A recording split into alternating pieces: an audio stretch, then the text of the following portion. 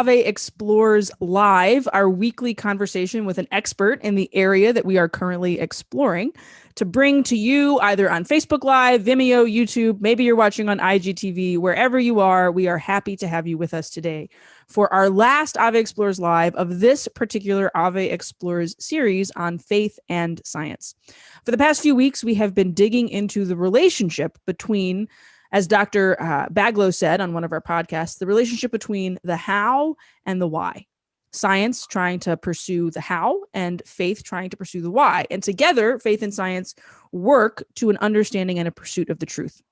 And it's been really encouraging both to receive feedback from people who have been watching our series, who have been listening to the podcast, reading the articles, all the way to what I have learned as a complete scientific novice of any of these things. I mean, I remember high school biology and I remember barely passing chemistry and hating every second of physics. But now here we are on the other end with a little kid on my side of the world who's asking all sorts of different questions and lots of conversations that happen in and out of the church about, well, what is the relationship between science and faith? Why is the church an advocate for science? And in fact, how is the church sometimes the biggest proponent of scientific pursuits? Spend 5 minutes on the Vatican's observatory website, and you can learn that very quickly. We've done everything from talk about vaccines and bioethics to why it's important to have these conversations concerning faith to the biggest arguments that scientific individuals use against faith or that faith uses against science and how we actually can meet in the middle and pursue the truth together. We've talked about the beginning of the world and creation and geology. We've talked about reasons why people sometimes struggle to come to this understanding of truth, and ultimately why the church can be and should be a bastion for understanding scientific truth and how the church is.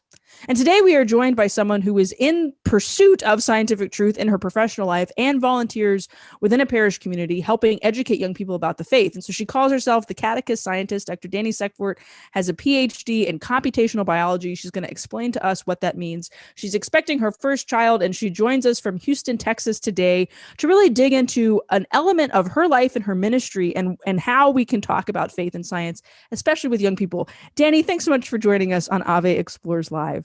Thank you for having me.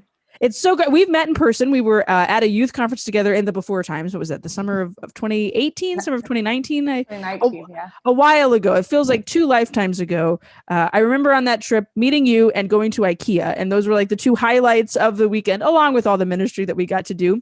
Tell us about yourself. If I bumped into you in an elevator, who would I have just met and what would I be learning? So I grew up in Kansas in a nice Catholic home. So I was a cradle Catholic, but my parents are very big on academics. And so for my whole life, from as long as I can remember, I've been like curious about the world. I've wanted to learn everything I can about everything. And it kind of blows my mind that I didn't have that about the faith, that I just accepted it, loved it, thought it was great, but didn't ask any questions ever. But I did in the natural world. I would see the sky, be like, why is it blue? Like things like that. And I just had this need to know about everything. And so this was really helpful in school. I got very good grades, but then I was also very gifted in math. So I was like, okay, so I'm good at math, but I have questions about the natural world. How do I put these together? Mm-hmm. And so when I was going to college, I wanted to do some sort of science that I could use my math in, which is where I stumbled upon computational biology so that I could study biology on a computer using math, put it all together. And so it was really at college while I was finally able to do research. So it wasn't just in a class, like taking in all this knowledge, that I started to understand that you could have this questioning about other things. And that's, so it's in college that I started asking questions about my faith and trying to, again, just take in as much knowledge as I possibly could, read as many books as possible. And then our Catholic Campus Center was super great. They had free classes you could take. And so just a lifelong learner, like that is Danielle Seckfort. That's all I want to do. Tell us a little bit about that area of computational biology. I mean, it's you as a lifelong learner. I think a lot of people want to be lifelong learners, and so you've pursued this in this particular field. Tell us a little bit about that field. So I originally thought I wanted to do bioinformatics because that's the like flashy word for a lot of computational biology. But that's more taking a giant set of data and picking out trends in it. And that's not what I wanted to do, because I'm much more a visual person. Mm-hmm. And so for my area of computational biology is making simulations. And so what that is anything that's too small to see through a microscope. So think like on the atomic level, little atoms interacting with each other. I make simulations of them on a computer, and I use what we know about the physical world, all of the laws of nature that you had to learn in those biology classes in your freshman year or whatever.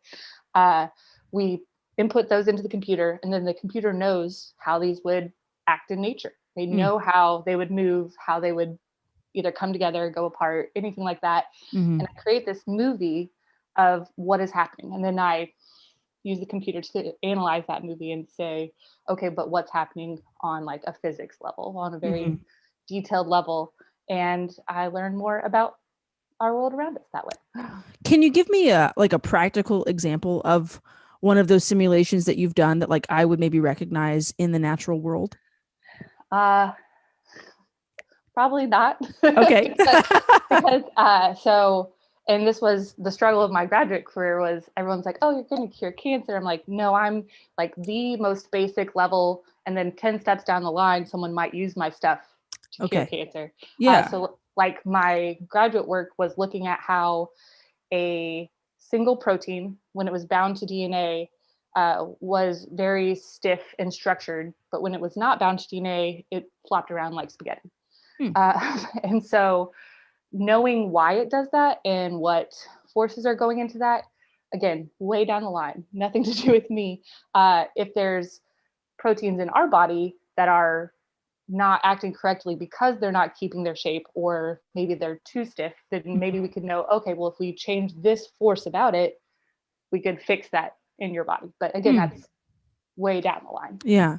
But I like the idea. So my husband's a biology teacher, and I often hear him say he teaches from home on Wednesdays. They have an e-learning day. And I've heard more about the Krebs cycle in the past 6 months than I ever thought I would learn in my 30s. And I often hear him say to his students, you might think biology doesn't matter right now, but so much of human life is dictated by what's happening in biology laboratories. You'll just never know about it. I think it's fascinating that like you've chosen the career where all of this hidden work is down the line affecting our lived reality.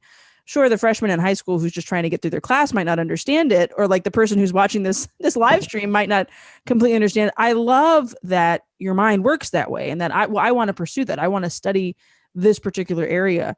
What is your response to like this might be like a script that a parent could use for the kid who's fighting their biology class or their physics class, or me who like hated every second of high school science and took the easiest science class I could in college.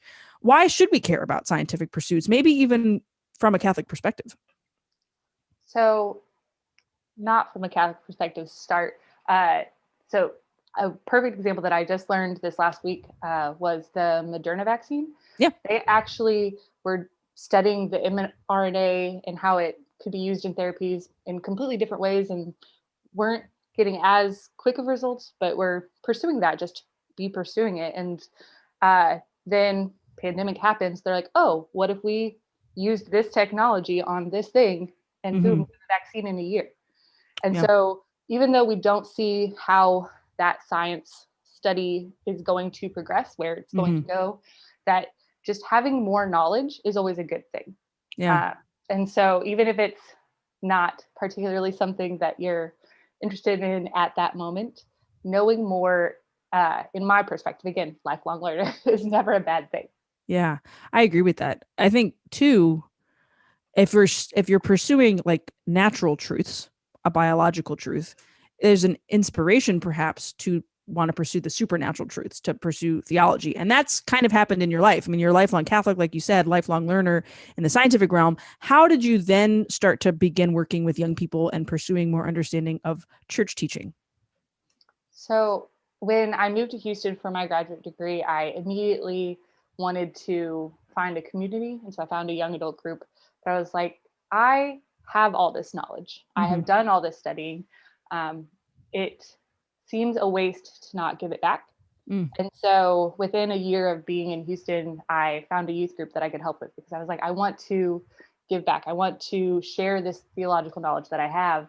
But it wasn't for a number of years later before the science part came in, that it was just being a core member in a youth ministry for a number of years. And it was actually when I was, again, pursuing research that I really started to love it even more, because I was looking at how every time I learned something in my pursuit of science, that I'm learning more of how God created this world, and like the beauty and the detail and how intrinsically like crazy it is. Yeah. And so like my brain making that connection and making all that made me then wonder, okay, but what does the church think about science and biology and all these things, even though I've come to find out that there are no hot topics, big topics that have anything to do with what I've studied at all. So I had to continue learning on other topics and other, like the people that you have talked with. Yeah. I like this idea. I love this idea actually of, the church does have an opinion on scientific things, not like a standalone, like the church respects the science, like the church digs into the truth. We had a conversation with a bioethicist about the vaccines, in fact, and talking about like the church's perspective on the COVID-19 vaccine. And he talks about in this podcast, like the technology, like the church would honor the technology that's gone into this. Like the church would say, yeah, like this is great, but also maybe like we should be respectful of human life in the process of pursuing these kinds of technologies. So you start volunteering with this youth group. Did young people just like, oh, she's a doctor in science, we're going to talk to her about our scientific questions? Like how eventually did the Catechist Scientist YouTube page come about? So that wasn't necessarily how it happened, for sure, because it was more me learning than other people learning. That so I, again, digging in, reading things, found out the actual teachings on the big topics, and I like, well, why was I never taught this? What is this? And so then I started talking to. Can you tell us what some of those topics were? So first of all, there was evolution. And then there was Big Bang, and then this is right around the time that Pope Francis came out with Laudato Si, and so the fact that the church like has this very big opinion on climate change, and so that really got me going and looking more into it and what they think and what, and again that these things aren't talked about. And so then I started. I actually asked my students rather than the other way around. I was like, "Have you ever heard this talked about at church in any form whatsoever?" And they said no. Like overwhelmingly, they said no. Oh, wow. And this was the only. So I asked, because again, I helped with a number of different parishes in our deanery, and there was one parish who has like half their congregation work at NASA, and so their priest is a science-minded man, and so he talks about it in the homilies, and so that church was good. But all the other churches, they said not once, not in a homily, not at youth group, never talk about any of these topics, and that seemed like a problem to me. Yeah. Do you think it's because there's an ignorance there, or is there an avoidance? Or both? Little bit of both. It depends on who is doing the teaching, because most youth ministers went into youth ministry to avoid science. They ran away from that. Like you said, you took it your hide and hide. I was done with it. Yeah. I don't need this. Yeah. Yeah. But there are a number of people who don't know. So that was, again, one of the churches that I talked to. The youth minister herself was very knowledgeable on this stuff, but none of her core members knew any of the actual church teachings. Like I did a survey and they got them all wrong. Wow. Yeah. I mean, I taught freshman theology, and the day that I talked about a Catholic priest and the Big Bang Theory, it was like, wait, what? Like the church. So you start finding out, what do people not know? What do people actually know? And then decide, I can be the person that can fill this space. Pretty much. Yeah. And so talk to us a little bit about that YouTube page. What are some of the topics that you have tackled? And then using that computational biology mind, you are trying to explain things in a very reasonable way. Yeah. And so you have to understand your audience. And so, yes, young people in general, but most people in general don't want to watch like an hour-long awful video talking about these things. So like I actually, when I was first looking, got this email, because I'd signed up for a number of things, and it was like, do you have 90 minutes to save a child's life? And I was like, well, yeah, but what? And it was, I don't have 90 minutes for anything. And so it was 90 minutes of someone like speaking over a PowerPoint about science and faith stuff. And I was like, I love this topic and I'm bored. Yeah. no child, no young person is ever going to listen to this. And so I tried to make short enough videos to cover these big topics. So they're all around 10 minutes, under 10 minutes. Yeah. So I started off with things that I thought were big topics, the one I get asked all the time, which is evolution, Big Bang, climate change, these bigger topics. But since then, I've gone into a number of other topics. So I've talked about Eucharistic miracles and how much science like goes into proving those. I've talked about aliens. Oh, wow. There's not a lot of science on, so it was kind of a, if there gets to be science, what happens? Yeah. And then I had a really interesting conversation with an engineer from NASA about the stars and how they play into the biblical stories. That's pretty cool. I mean, I've dug through the YouTube page and have thoroughly enjoyed watching this stuff because, like you said, it's not a matter of people being disinterested. It's a matter of people just not knowing. And so, like, even in terms of like theology, like you dig into it, students get hungry to learn the theology. They're definitely hungry to learn the science, especially in a world where a lot of times people assume people of faith are unscientific or people of faith are dumb about what's going on in the physical world. Let's dig into evolution because that's always a big one. Like we've all heard it before. It's sometimes even argued. You see it in Facebook com boxes like, oh, well, Catholics don't believe in evolution. Evolution is evil. Like obviously we didn't evolve.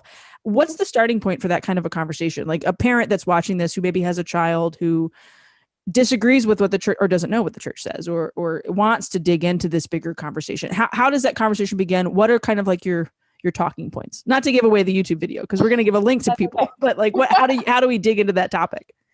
So definitely one of my first things that I've talked about is to go through the creation story in Genesis, the day by day, and then to compare it to the scientific story of creation, okay.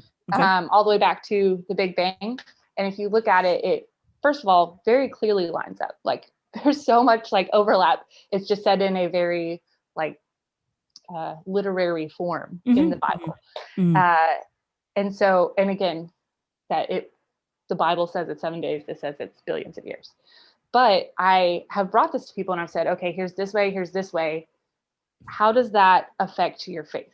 Because that's the biggest thing is not, does the Catholic Church specifically come out and say evolution is the fact, it is the only way, because it doesn't do that. It doesn't, like you said, it doesn't step on the toes of science very often. And but if you know the faith and if you know the science, how does that personally affect you and what you believe? And that's really the question that you need to get at rather than what is like the conflict between them, because there's not really a conflict. That's a great way of putting it. Like knowing it billions of years to get to the point where we are in humanity, that doesn't make me question my faith. That kind of puts me in awe of again, back to this science tries to answer the how and faith is digging into the why. What are, where do you get some pushback? Like, has there ever been a young person that looks just like this is stupid or a young person who's like begun to, I don't want to say lose their faith because they've dug into the science, but like, how has that gone in lived practical realities with the young people that you get to teach and work with? So there's honestly been very little like, I'm going to prove you wrong. But that's because it's coming from me. And this is something I've found, like you said, that a lot of young people see youth ministers or see like the people that have faith as not being science-minded. Yeah. And so especially when I gave the talk at AYC, that I had people come up to me like, I've never heard an intellectual person talk about the faith. I know that's insulting. Like that's not actually no. But from an academic scientific perspective. Yeah. And so then because they're science minded, that they started asking me about like everything in the church. So they're like, oh, if you know science, you must know everything. Like, I have a lane. I'm going to stay in my lane. That's good. Yeah. I love that though. Like there's oh wow, like she knows her stuff. Like she's not, and I find that especially with young people who can smell, BS from a mile away, like, oh, she's got a doctorate in this. Like she studied this, and she's a woman of faith. Like clearly she's ascending to the faith because I would go so far as to say, because it's reasonable. And you're the kind of person who would come across as reasonable because you've chosen to study science. So I think it's a beautiful witness that, you are in this academic field where, and one of our earlier podcast conversations with Brandon Vaught, we talked about like sometimes scientism looks at faith as silly And so, well, you're clearly not a silly person. And if you're ascending to it, then maybe I should pay attention to two of those things together. Does that kind of make sense? Or does that sound right? Yeah. And that's so both in science, so in research, when I come across my peers that despite what, I don't know, the secular world wants to tell you, that I've never had someone like scoff at me because I'm Catholic. Like, really? Okay. So that was going to be my science. next question. Yeah. That they respect me for knowing my science. As long as I know my science, they don't have any opinion on what I do in my free time. Wow. Wow. So you haven't, I mean, I have a religious sister friend who works in, she's a doctorate in psychology. You know, she's a counselor, she does counseling, and she and I have talked before about how there are some people in her profession who kind of like, they're like, you're a nun who cares about mental health. It's like, yeah, like the church makes space for that. Like, we're not just a bunch of unintelligent believers who just accept things at face value. Like, the church is reasonable. The church is rational. That was in your field. Like, when people find out you're Catholic, or they find out you have a YouTube page that talks about this kind of thing, is there ever an opportunity, I guess, to witness from your faith into the science the same way that you witness from your science into the faith? Yeah. So I actually, once I started digging into this and started looking at it and started planning things for my youth group, I did what everyone does, but no one really talks about, which was printing my outside of work stuff at work. And so I was printing the stuff for the youth group, and it was talking about the Pontifical Academy of Science. And my coworker, so I actually worked in a lab in graduate school that was majority fallen away Catholics. The majority of them were. And so they saw Vatican like written on this thing. They're like, what's that? And so I was able to tell them about this. And I was able to show them this list of the top scientists that they've heard of, that they're like respectful of. And they're like, the Vatican listens to these people? And I was like, yeah, they want to know more about the science, and they've invited these people into the Vatican to talk about it. And like, I think that was the first like big one, but there were a number of other things that then they felt comfortable talking to me about my faith and like coming, and I was able to witness to them because we started that dialogue. I love that. Like, that gives me a lot of hope. My husband worked his first job out of college with a biology degree, was working in the production of the meningitis vaccine. And he worked third shift. So he was working at night doing tons of like data analysis, and he would play Peter Kreeft lectures on his phone. I mean, this was like in the early days before podcasts were really a thing. And there were tons of Peter, and he had a coworker, a Hindu woman, who would like sit there and listen with him. And one of his like biggest testimonies is she didn't convert, but she was always like, this is fascinating. Like, Catholics are reasonable. I want to talk for a second about kind of the cultural moment we're in, where there seems to be a ton of disinformation floating around about like where the church falls down on, say, the vaccines for COVID-19, on, say, like pursuit of medical care. I've gotten into debates before with people who are like, oh, well, the science doesn't back up masks, and like the church is just a bunch of scaredy cats, and like God will protect us. I mean, as a scientist, from a reasonable perspective, how do Catholics push back on that? Lovingly, of course, but like, I mean, you are the person with the credentials to push back. Like, how are you pushing back on some of that? So first of all, I like data and I share data, but so many people don't react well to data. And that is the hardest part, because to me, it's overwhelming. And I'm like, oh yeah, this makes perfect sense. Like, why wouldn't you believe this?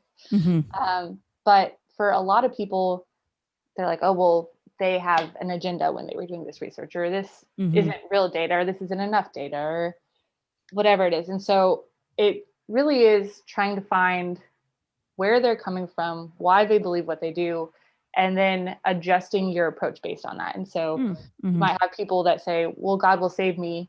And I love / thinks it's really cheesy, the story of the man whose house is flooded and he's on the roof and is like, oh, God will save me. And then a boat comes by and doesn't take the boat because he's like, God will save me. Like that story. And I'm like, that's what science is, that we're here to help, that God gave us these gifts so that we could make the world a better place. And you not listening to it is ignoring that gift that's God's given. Yeah, I mean, science is a boat. It's not the end all be all. It's an avenue of pursuit of truth that works together with the avenue of faith. When it comes to when this week we've been talking about, big conversations around everything from like, what does the church teach about evolution to like, is it ethical to receive the COVID-19 vaccine to, bigger conversations about whatever that topic might be. What's your favorite one to talk about? Like, what is the topic that just gets you really excited, especially when it comes to young people who want to see the reasonableness of all of this? So I really love the story of Galileo. That is my favorite by far, because there's so many wrong stories about it. And yeah. The real story is very much just guys being human and having egos and being upset. And like, it has nothing to do with the actual science, or it does have something to do with it. But like, mostly it's just these guys butting heads, and hundreds of years down the line, people are like, oh, the church hates science. It's like, what? No. Yeah. So telling the truth of that story. Yeah. Is there any like particular scientific? I mean, that is a scientific. I love that story. Brandon talks about that in the first episode where he's like, it's all one big misunderstanding. And like, if we can actually tell people the real story, they'd realize the church is totally for this. What about like in the realm of computational biology and faith? Has there ever been like a really cool connection there, or like any just particular topic that you give a talk about it to the end of the age? So the problem with computational biology is, again, it's so tiny and it's basic science that people don't really care about it. I care about it, but a lot of people don't. And so no one has really big opinions or big stories or anything to go with it. So I have had to branch out and learn more than just my expertise. And so I don't think there's any like other big topic that so I like talking about it all. And so not the telling, but when people have questions, me getting to go learn more, like that's the part that really gets me going, like, oh, I get to learn more. And then I get to come back and tell them what I learned. And like, then I'm like, listen to this thing I just found out. It's so exciting. Yeah. Well, I think that's why I enjoy your YouTube channel and following you on Twitter. I find that like, it's an approach that I think is unique to people who have that science background. Again, that lifelong learner attitude. Sometimes, and I say this as a person of faith, and you're a person of faith, of course, there's a stop of like, well, I don't need to go any further. Like, this is enough for me. And in reality, like the theology study of God, well, God's infinite. So actually you're never really done. And like, you don't know it all. And that's kind of one of the beautiful things about it. And I think as a person who is not science-minded, that's actually something that I've learned in this whole series, is that science makes a way for that continued learning and that continued pursuit of truth. We had a comment from someone who made, that oftentimes there's this, it's from James Peter. I don't want to say his last name incorrectly. He said that the truth of faith and the truth of science, sometimes when they come into contradiction, it's actually, we should let that, if faith and science are contradicting each other, the latter, so science, should be taken into consideration, because there's the evidence, like it's been scientifically demonstrated, and that there's no real contradiction here. And so opening up your mind and not having an open mind so that everything falls out, but an open mind so that you can fill it with more.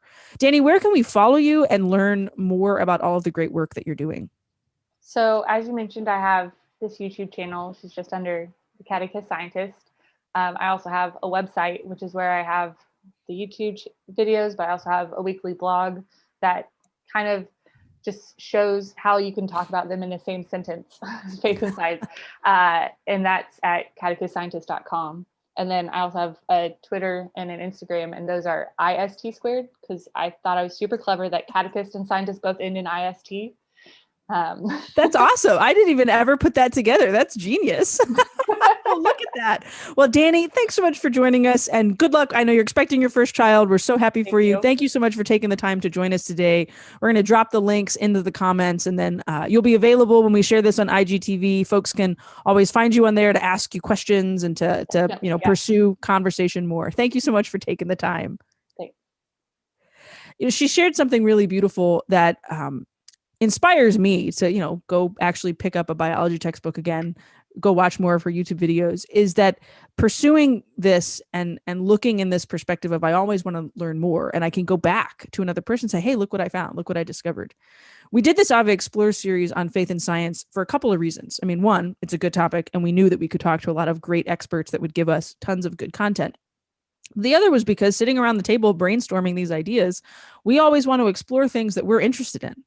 I was a freshman theology teacher, and I had kids asking me about biology questions and evolution and creation all the time, and had answers, but didn't have enough answers. And so that's why we brought people in to tell us about that.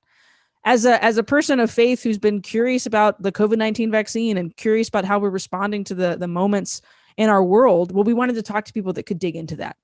We talk about things that we care about, that we're trying to learn from as well. And so we hope that this entire series, which is ending this week, that this entire series has been enlightening, that the conversations have hopefully inspired you to go dig and learn more, buy books available from Ave Maria Press and other places, to re-listen to these podcasts and email these wonderful guests and these experts and dig into more of the conversation with them.